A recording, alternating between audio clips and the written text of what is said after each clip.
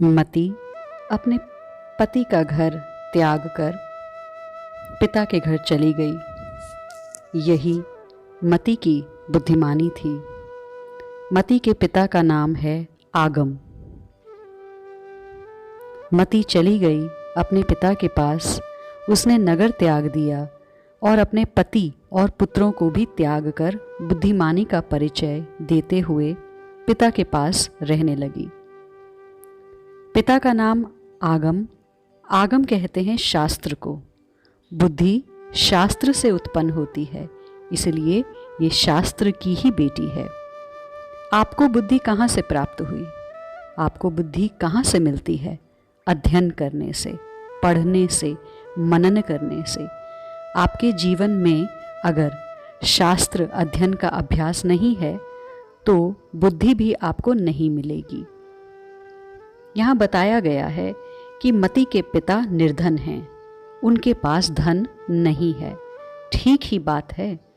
शास्त्रों को जो जानने वाले होते हैं, शास्त्र पढ़ते हुए जिन्हें वैराग्य हो जाता है, क्योंकि शास्त्र यही तो सिखाते हैं। जो शास्त्र पढ़ते हैं उन्हें वैराग्य हो जाता है। शास्त्र बताते हैं मुक्ति ही जीवन का लक्ष्य है। सा विद्या या विमुक्तिये। फिर निरंतर जो शास्त्रों का अभ्यास करने वाले हैं उन्हें ये बात समझ में आ जाती है कि धन आदि सब मिथ्या है, मूल बात तो मुक्ति है। इन सब से मुक्ति, लोभ मोह से मुक्ति, छुटकारा, इन्हीं सब बातों के कारण ही शास्त्र के अध्ययन वाले बाहरी धन से रिक्त रह जाते हैं। इसीलिए मती के पिता निर्धन हैं। फिर मती खाती क्या है? जो विद्यार्थी हैं, इनके पिता जिनको पढ़ाते हैं, शास्त्र अभ्यास कराते हैं, वो विद्यार्थी भिक्षा लेकर आते हैं, उसी से मती अपना जीवन निर्वाह कर रही है। अब रति यानी प्रेम से रहित बुद्धि के लिए मांगना ही उचित है। रति शास्त्र जंजाल में फंसती नहीं है। उसे शास्त्र और वेद से कुछ लेना देना नहीं है। उसका धर्म ही उसका प्रीतम है, उसका शास्त्र उसका प्रेमी है। अरे गोपियों, जाओ जाओ, मेरे पास क्यों आई हो? क्या कारण है मेरे पास आने का? लो, ये मनमोहन भी विचित्र हैं। वेणु नाद से निमंत्रण दिया और जब हम आ गईं तो हमसे पूछ रहे हैं क्यों आई हो? गोपियां कुछ उत्तर देती कि श्याम सुंदर फिर बोल उठे। देखो, शास्त्र कहते हैं अपने पति, माता पिता, पुत्र आदि की सेवा करो। गोपियां हंसने लगी। अरे तुम हंसती क्यों हो? शास्त्र यही तो कहते हैं। गोपियां बोली, अरे प्यारे, हमें तो तुम चाहिए।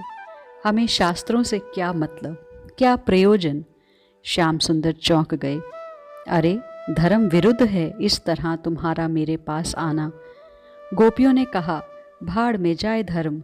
जो धर्म तुमसे दूर कर दे, ऐसे धर्म से हमें क्या मतलब? हमें तो तुम चाहिए। हमारे लिए तुम ही शास्त्र हो और तुम ही धर्म, परम धर्म। हे प्यारे, हम सब पंथन ते न्यारे। लीनो गही अब प्रेम पंथ हम, और पंथ तजी प्यारे। गोपियों ने जब ये कहा तो ठाकुर जी बोले, पर आगम, मेरे नयन हैं, शास्त्र मेरे चक्षु हैं। गोपियां बोली, पर आगम में तुम्हारे इन सुंदर नयनों का दर्शन नहीं होता, और जिनको तुम्हारे इन कमल नयन का दर्शन हो गया उसे शास्त्र पढ़ने की आवश्यकता ही नहीं रहती। श्री कृष्ण बोले, मेरे षट दर्शन हैं, उनको बिना जाने सब जानना व्यर्थ है। गोपियों ने कहा, नाय कराए सके षट दर्शन, दर्शन मोहन तेरो। दिन दूनो नित कौन बढ़ावे, या हिय मांझ अंधेरो। जाने दो, दर्शन शास्त्र के झमेले में हमें मत डाल।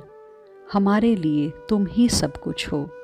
अच्छा एक बात तो बता, क्या ये षट दर्शन तुम्हारे मोहनी छवि के दर्शन करा सकते हैं? नहीं ना, फिर रहने दो, हमें नहीं चाहिए ये सब। गोपियों ने तो साफ मना कर दिया।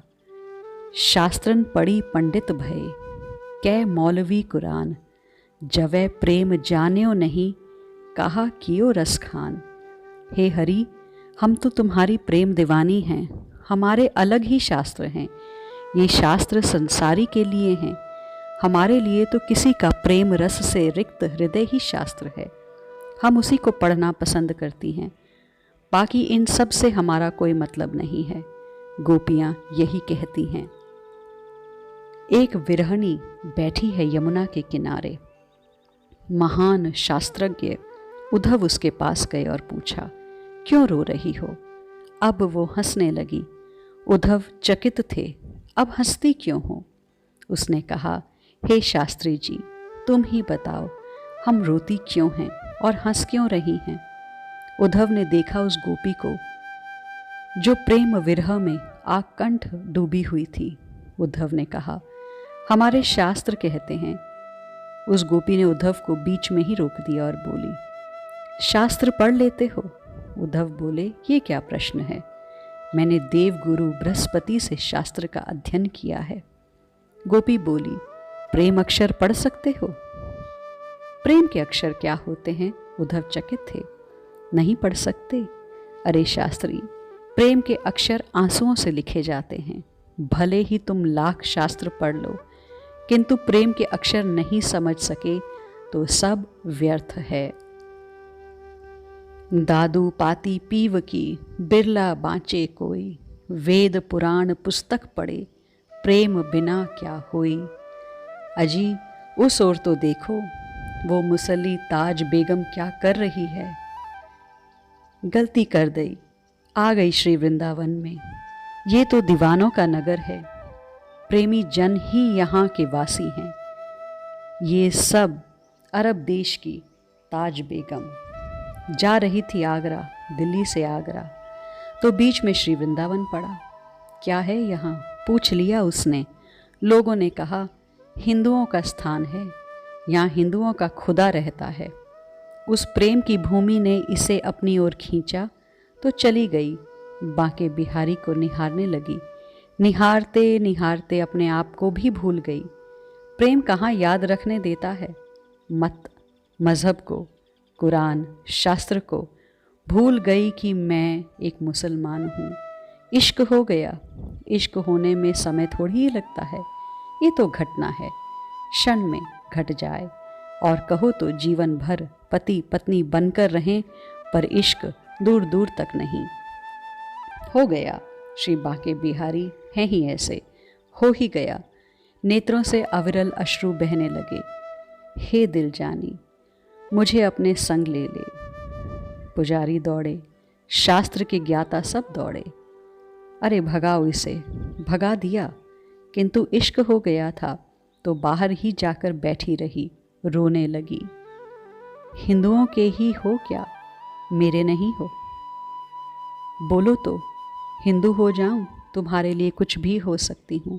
वो पुकारने लगी, सुनो दिल जानी मेरे दिल की कहानी, तेरे हाथ हूँ बिकानी, बदनामी भी सहूँगी मैं, देव पूजा ठानी, नमाज हूँ भुलानी, तजे कलमा कुरान तेरे गुननन गहूँगी मैं, सांवला सलौना सिर ताज सिर कूलेदार, तेरे नेह दाग में निदाग हो रहूँगी मैं। हे नंद के कुमार, कुर्बान तेरी सूरत पे, हूँ तो मुगलानी हिंदुआनी हो रहूँगी मैं। इसके लिए बांके बिहारी मंदिर से बाहर आ गए और अपने हृदय से लगा लिया। ये कौन सा शास्त्र वेद पढ़ी थी, बताओ तो? मति के लिए मुक्ति उपेक्षित है, किंतु रति के लिए मात्र प्रियतम की बाहें।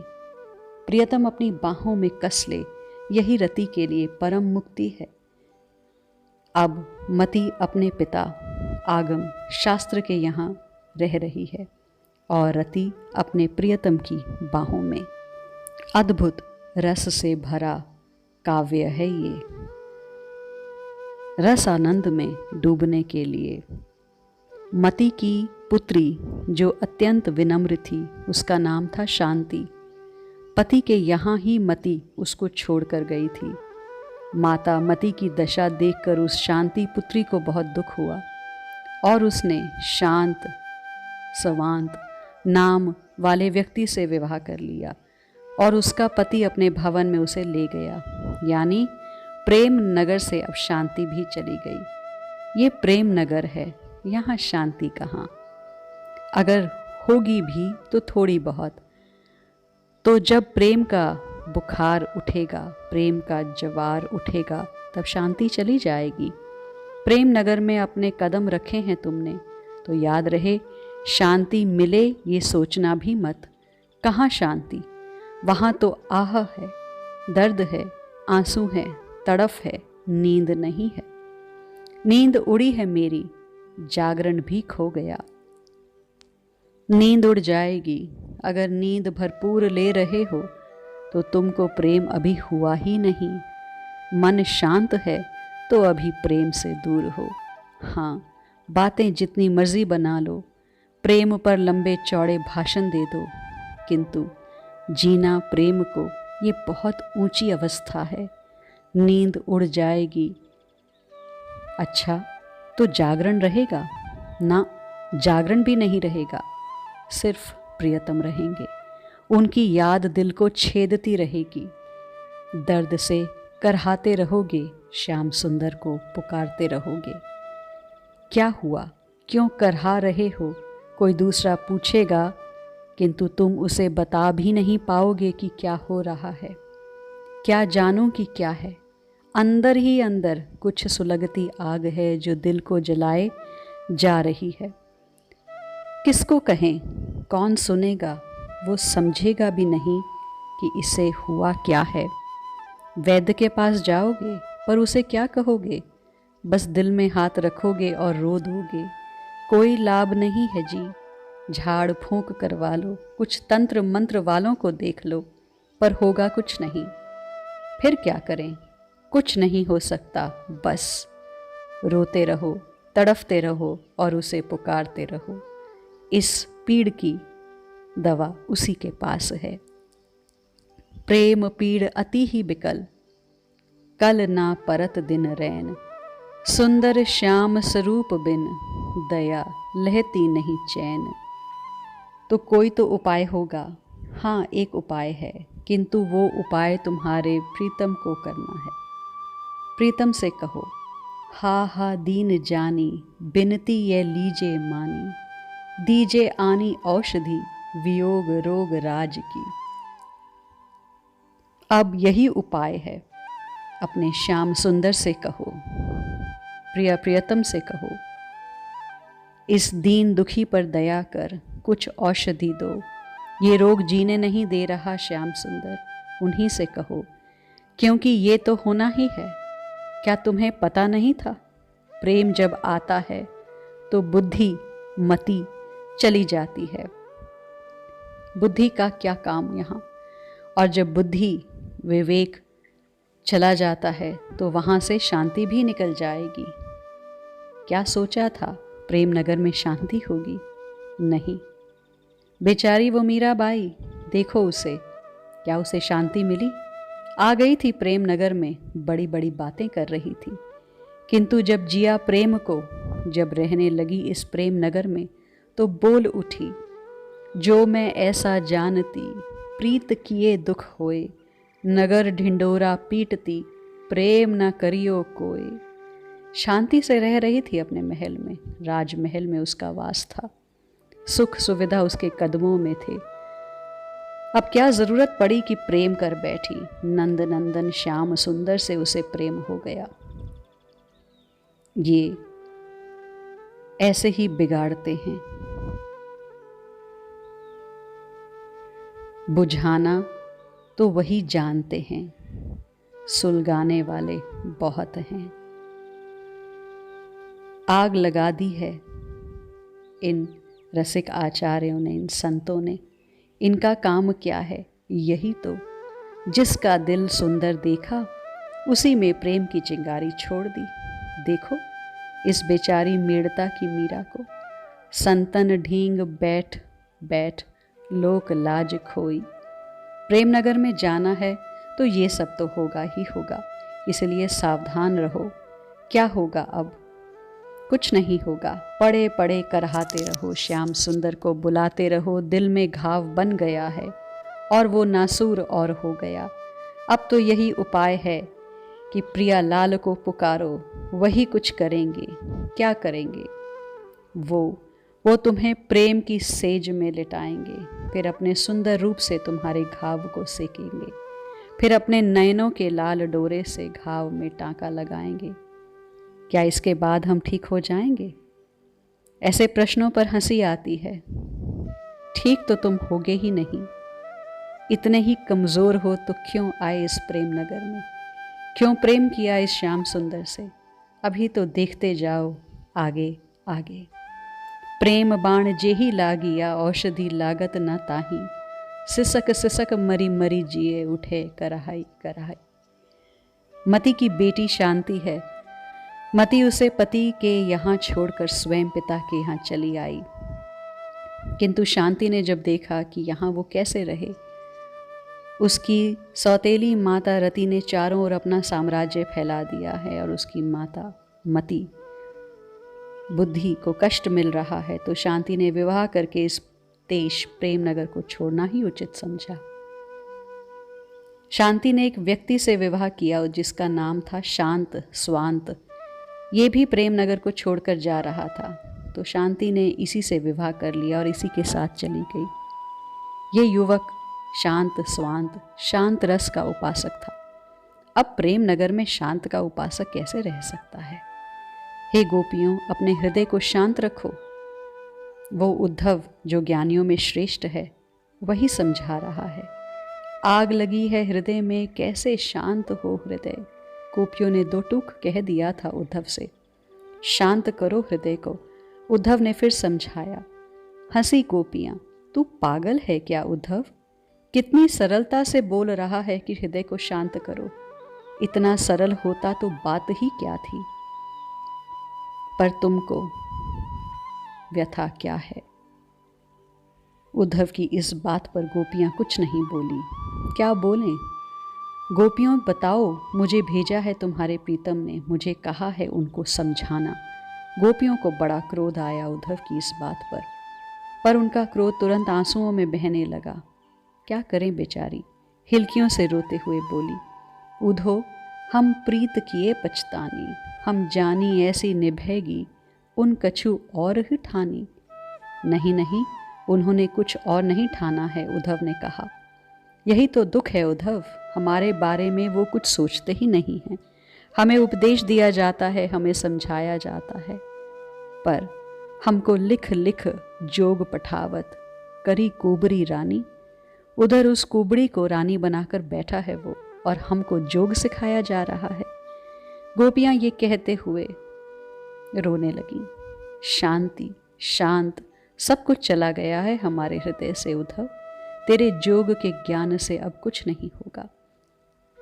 हमारे पास अब वियोग का सागर लहरा रहा है, हम सब उसी में डूबी पड़ी हैं। उद्धव अब इसका क्या उत्तर दे?